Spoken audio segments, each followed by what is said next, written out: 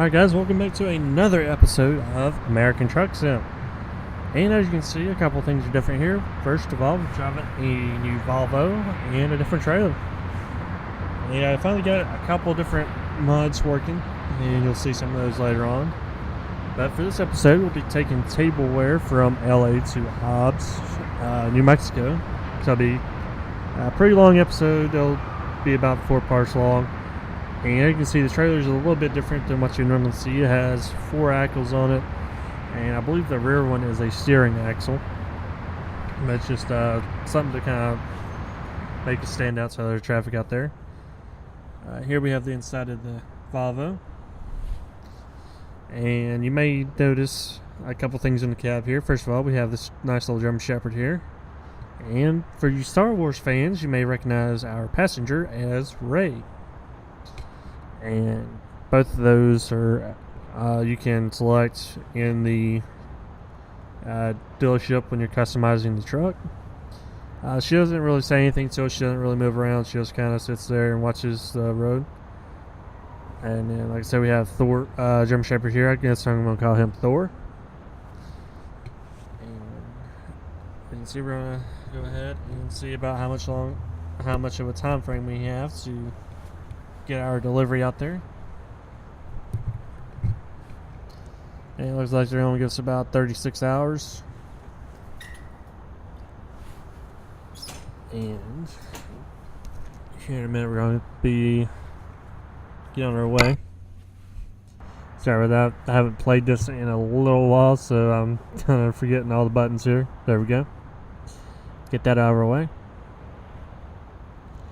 So we're going to go ahead and start up the truck here, turn off the brakes, and get going.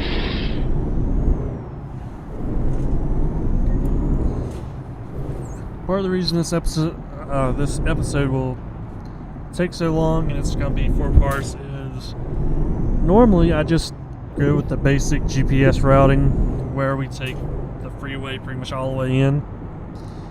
And to kind of change that up a little bit to where we're seeing some different things, what I did is set the GPS up to where it tries to take us down the smaller roads, which whenever I'm leaving the cities and stuff like that on delivery runs, I'm not going to really take those just because a lot of times they'll take me through pretty much every little small road in that city, and it ends up taking longer getting out of the city than it needs to be. I've tried to do it once or twice when I was going to record this episode earlier, and I spent pretty much the whole episode just trying to get out of LA. So until we get out of the cities, we're just going to stick to the main roads, and then once we get there, we'll start hitting the smaller 2-lane roads.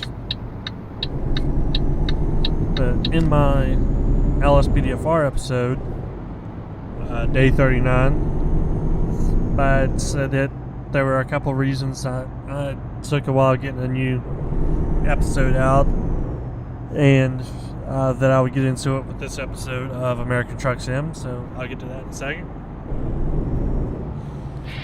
And I'd also said that there would be a few different videos coming out while I was sorting everything out and trying to get a bunch of stuff done. And one of those things is going to be new coming out, but it's going to be 911 Operator. It's a series I've done a few episodes on before, but it's been quite a while since I've done anything new with, and it's had a few DLCs come out for it, which I've got those, and so I should be up to date on that unless there's a new one came out that I missed. And what it is, it's basically a game where you play as the operator at a dispatch center for 911. You send out the police, fire, EMS. And unlike some other games where it's just kind of a top-down, you don't really see anything other than your dispatch screen, which is a map of whichever city that you pick, and you kind of click and send the units wherever. So it's kind of basic, but at the same time, you have all kinds of different things. And some of the things that you deal with are actual 911 calls. And you send your units out to respond to those.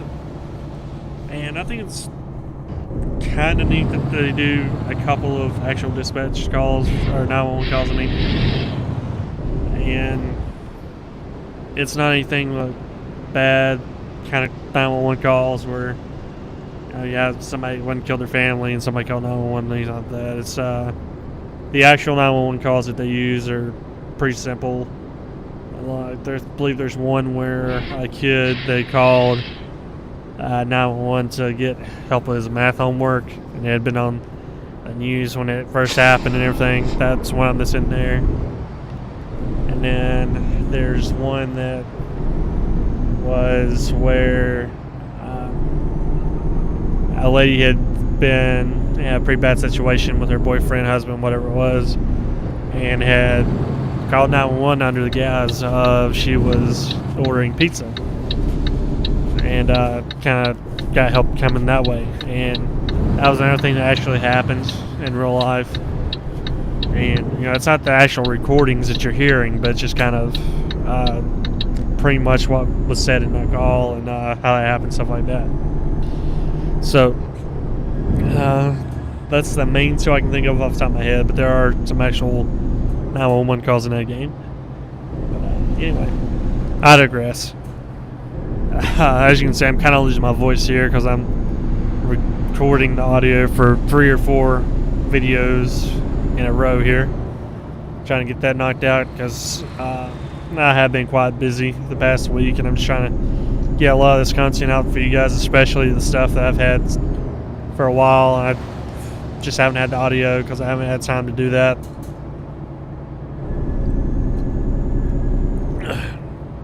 But like I was saying,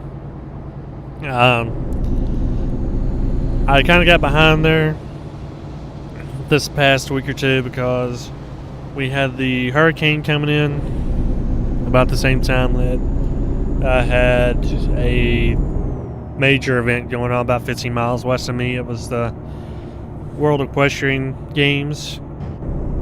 Now we had people coming in from all over the place. I think one of my friends had lost count, but she had been trying to kind of count all the countries that these guys were coming from, and she had about 50 or 60 different countries on her list that she had wrote down. So we had all those guys from all those different countries that were competitors. All their people that they brought, their support staff, their family, their friends, and all this is taking place in that area that doesn't have that many people normally. It's kind of very country. I was going to say remote, but it's not. I figure if I said remote, you guys would start thinking Alaska or something like that. But just a lot of smaller towns and communities, stuff like that. So there for a while it was pretty hectic around here. Like I said, we had that Hurricane Florence come through about the same time, and it kind of hammered the coast. It mostly hammered Wilmington, Jacksonville, North Carolina. Kind of got a lot of flooding, a lot of winds, stuff like that down there. And then headed down through Myrtle Beach, went through South Carolina, and it was supposed to turn up and kind of hit me directly, but it ended up going more west than they thought it was going to. So the whole time I hadn't been worried about it at all, really. I'd been telling everybody, we're 6 hours from the coast. All we're really going to get is the wind and rain. Even if it pretty much directly hits us, by the time it gets here, it's going to be really weak compared to what it was when it started. And anyway, it went really far west, and all we really got was wind gusts for a couple hours the first day I got here, and then from then on it was just the rain. But we're going to go ahead and exit the highway here, and I believe this is where we're going to start hitting the 2-lane roads here. Go ahead and make our left turn here. And I kind of overestimated that stop line there. Go ahead and get going again.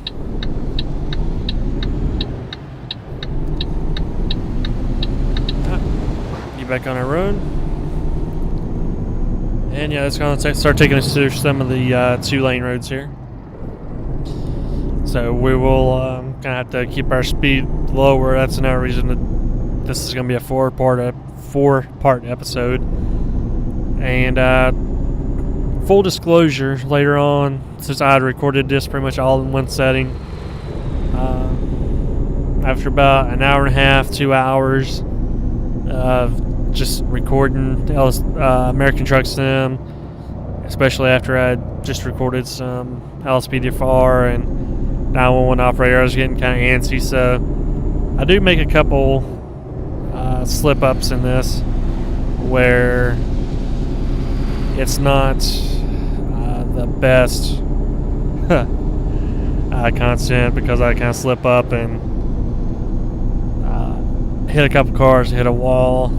There is once or twice where I'll point those out, but I'm not going to claim those because it wasn't really my fault. It was more the game, because there's a couple times where I pull out into traffic and I should have time to get going, especially if the cars would merge or slow down like they would in real life. But sometimes the way American Truck Sim is, unless there's a light there to stop the traffic, they're just going to keep going. They're not going to slow down. They're not going to turn. They're not going to do anything. They're just going to plow right into you. And that's what happened to me once or twice. Like I said, I'll point those out, but those I will not be claiming is my fault. You guys can probably say it was my fault anyway, but yeah, just gonna go ahead and say I didn't do it. But anyways, like I was saying, all we really got was the rain, and then I'd already had plans that week actually to go down to Fayetteville, North Carolina, see some of my family have in that area. And because the hurricane came through, we canceled the barbecue that we had planned, and we ended up just going down there, spending the weekend, and hanging out with them. I had a pretty nice, quiet weekend, and that was really better than anything to me, because I just been on the go all the time with work and the equestrian center stuff and the hurricane stuff and recording for YouTube and trying to get some other stuff done in my off time. But they had actually lost power for about 4 or 5 days. So when I got down there, they just got their power back, and they were pretty happy about that. And really, there had been some flooding around them. It just didn't affect them. At one point, the city that they live in, just outside Fayetteville, had advised everybody to evacuate because of the flooding, and they decided that they were going to stay there. So I was kind of keeping an eye on the storm just because of that. But like I said, they really didn't have any damage. It was mostly all around them. They lost power, and that's about it. But when I had got down there, I had seen one of my friends that used to work for me, and he had been up in my hometown and where I live now because of the hurricane, because he was down at Lejeune. He was active duty Marines, and he had told me he was just up for the hurricane. He was going to be headed back down after they got the all clear. And they had mentioned, I'm going to be down in Fayetteville seeing my family. He said, well, hey, come see me. And I told him I'd come see him while I came down there. So I got down there in Fayetteville, and about the time I pulled up in my parents' driveway, I had started seeing stuff on Facebook, from some of our other friends talking about how they didn't see it coming, how they were going to miss him and all that sort of stuff. So I already had kind of a pit in my stomach, knowing something happened. I just didn't know what. So I hadn't even got out of the car yet, and I called one of my friends. I'm like, hey, what the hell's going on? And that's kind of when they told me that like the next day after I talked to him, that night he had been going out all day talking to our other friends, hanging out with them, joking around and everything. And he had actually been joking with us on Facebook. But about 4 hours after last time anybody seen him or talked to him, he had shot himself. And like I said, nobody really seen it coming. He was always joking around with everybody. He was always happy anytime you seen him. Had a big goofy smile on, always doing all kinds of stuff. But come to find out, he actually had a lot of stuff going on. And personally, that he just didn't want to tell anybody about. And one of his other friends that was also a Marine down in Jacksonville, or that area, something like that, had shot themselves a couple weeks before, and he had been depressed about that as well. And so that was two things he had stressing him out. And then he had just got engaged, and all the pressures coming in with that, and working on getting his now fiance down into the area to live with him, and working on their wedding plans, and all this other stuff he had going on. That was another stressor. And eventually, I just got to the point where I guess he thought that he couldn't deal with it anymore, which was kind of sad in itself, but just even worse that he was as young as he was, because he had just graduated high school last year. And last year, when I was doing some other jobs and stuff, and I was helping run a restaurant and stuff, along with other things I was doing, that's when he was working for me. He had told me he had invited me to his high school graduation. So I kind of went there, and I'd seen him, and I told him I was proud of him. And at the same time, he had been asking me what to expect when he went to the Marine Corps, because he knew I'd been in the Marine Corps active duty before. And so I kind of told him what to expect, what to tell the recruiter he wanted to do, stuff like that. And so we kind of had a little bit of a bond going on. He just kind of became friends with me, and then we had, of course, the bond from both being Marines and all other stuff. So that hit me hard, and I kind of took a few days off for that as well, on top of everything else I had going on. But moral of that part of the story here is, check on your friends. I mean, even if it's just come up to them every now and then and be like, hey man, how you doing? You okay? Anything going on? Stuff like that. Because, you have people that say they're going to kill their stuff because they want attention, stuff like that. But, so you kind of have to take that serious and with a grain of salt.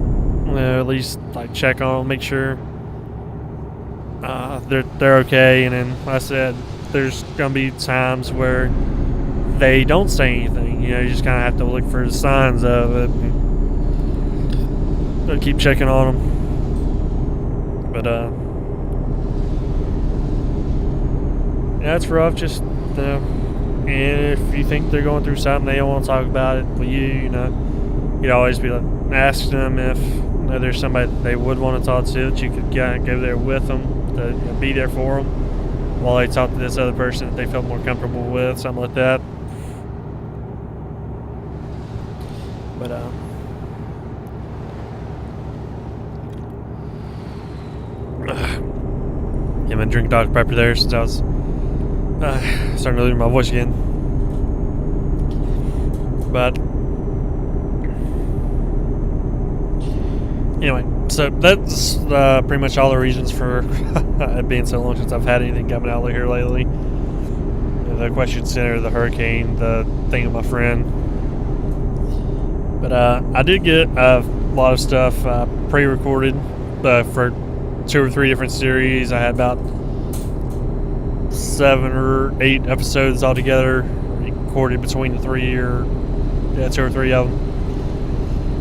So pretty much all I had to do with those is kind of go through, start recording audio like I'm doing now, get that edited in, do a couple of polishing touches with the LSPDFR putting in the tributes for the officers that were killed in the line of duty, or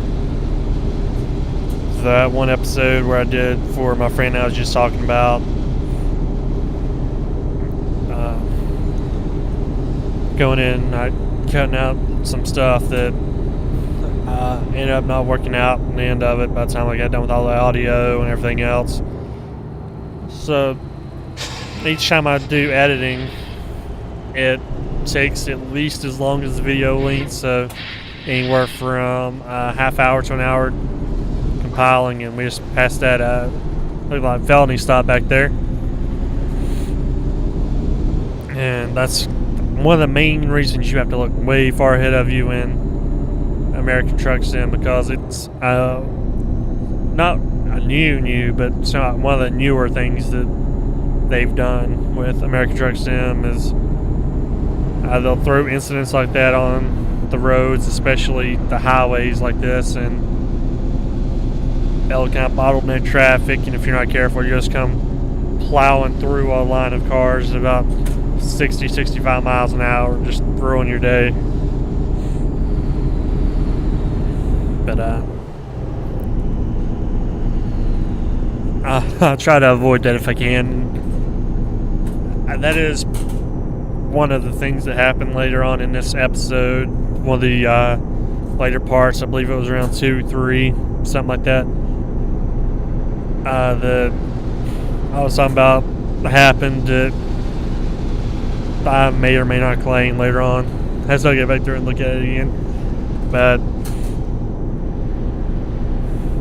like I was saying, each time I edit it, it takes at least as long as the video length. So say I have an episode that's 30 minutes long. Once I get back in and put the audio in, it would take about 30 minutes to get the audio ready, and then if I go back through and have to edit it after that to cut out certain parts or put stuff in, that's another 30 minutes. So yeah, the first altogether it takes me about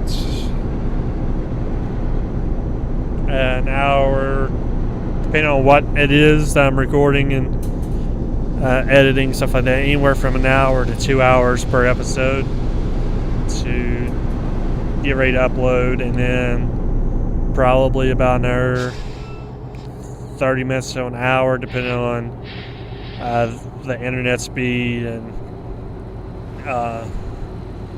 if my internet's wanting to be slow that day, if I'm having if it's a bigger file, stuff like that. So anywhere from an hour to 2.5 hours altogether for editing and uploading to YouTube, stuff like that. So that's kind of why I'm not doing it every day yet. And then once I get a backlog, kind of like I do now, where I have 7 or 8 episodes pre-recorded, all I have to do is go through, put those finishing touches on. I'll start trying to do an episode every day, unless like I have something coming up where I'm going to be busy a lot and I don't have time to edit it. And then in those cases, I kind of sit down like I am today when I have time and knock out as much of it as possible at one sitting, and have it all ready to where all I have to do is upload it to YouTube, or have it already uploaded and saved as private to where all I have to do is make it public, so you guys have something coming out and you're not sitting here like you have this past week or two, where it's been a week or two and I haven't released anything just because I haven't had time to do it. But that was one thing I looked at the other day. I came back through and I was looking at something on my channel, and the last time I looked I had 42 subscribers. I came back and I had 44, and that was with a week and a half and not recording anything and releasing it. So I am grateful for that, even the times where I do get busy and I don't have anything coming out, that you guys still come to my channel and you guys still subscribe. But we're going to go ahead and exit off the highway here, and this is going to be about all I have time for this episode. So we're going to go ahead and make our stopping point here on this off and on ramp. Kind of bring down the speed here. And whenever we start our next part of this trip, this will be about the area we start off from. I'm going to go ahead and come up to a stop here.